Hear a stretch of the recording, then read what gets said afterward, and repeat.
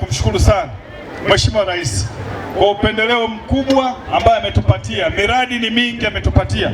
Tumepita kwenye mradi wa maji, lakini tumepita kwenye mradi wa barabara, tumepita kuona vikundi mbalimbali vimekopeshwa fedha.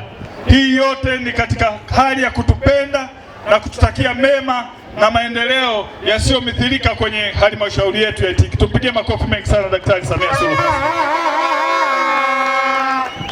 Mimi niwaombe wananchi wenzangu wa jimbo hili la Itigi na halmashauri ya Itigi, tuendelee kumuunga mkono Daktari Samia Suluhu Hassan katika kila jambo.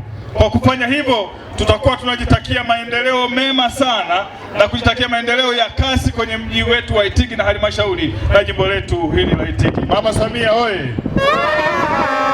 Ndugu mkimbiza mwenge kitaifa, hapa ndipo mahali ambapo tutafanya mkesha, na sisi watu wa Itigi tumejipanga na kundi haya hamasa, wanawake na Samia na viongozi wote tumejipanga kwa ajili ya kukesha kwa ajili ya mwenge hapa mpaka asubuhi. Niwashukuruni sana wananchi wa Itigi, najua tutakuwa pamoja hapa kuanzia sasa mpaka kesho asubuhi.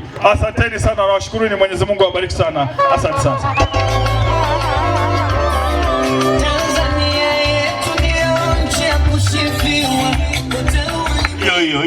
Hiyo wakati anakuja mama ipige hiyo, weka sauti.